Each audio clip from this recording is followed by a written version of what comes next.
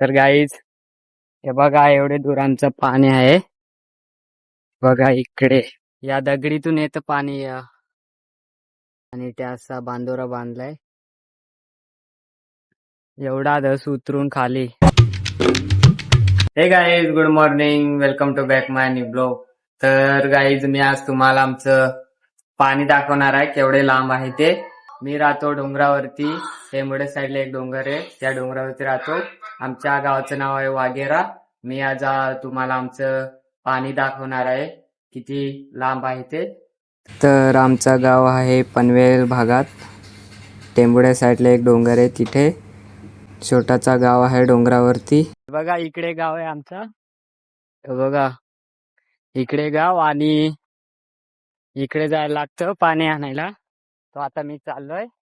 तुम्ही बघा एवढ्या लांब पाणी आणायला यायला लागतं आम्हाला. तर आमच्याकडे पाणी जवळ नाही, लई लांब आहे.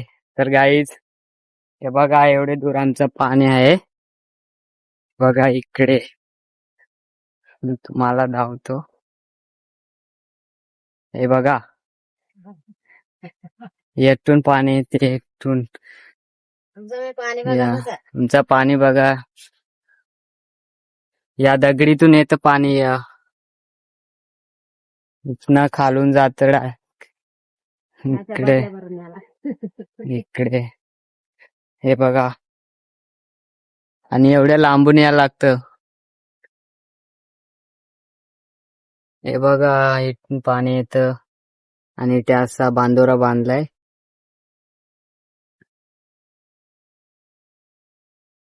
तर आम्हाला पाण्यावर यायला लय लांब यायला लागतं.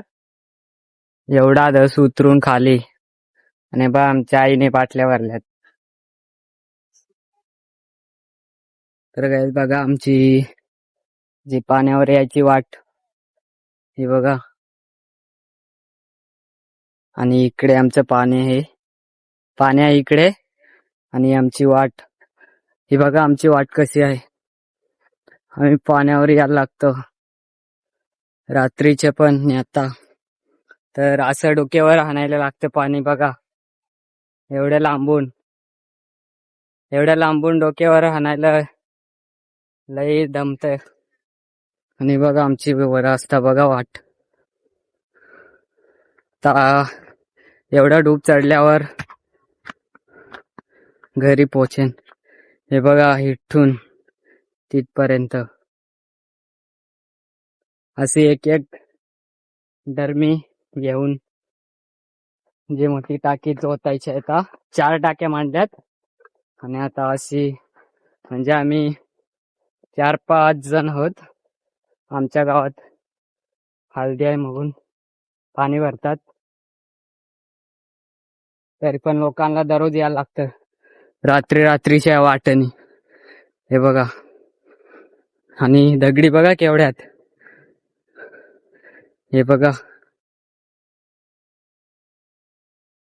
मी एका हाताने स्टँड धरलाय आणि एका हाताने डरमी धरली. हे बघा लय त्रास होतो पाण्यावर यायला.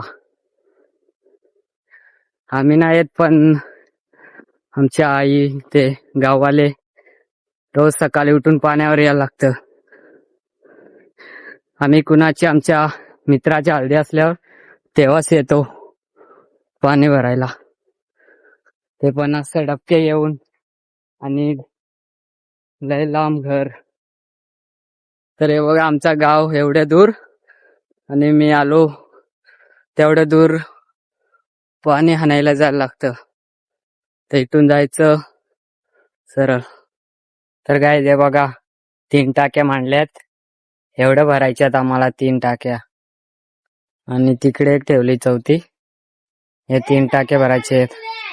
एक भरले आणि एक थोडीशी अजून लय पाणी लागल, आणि तर रिकामीच आहे.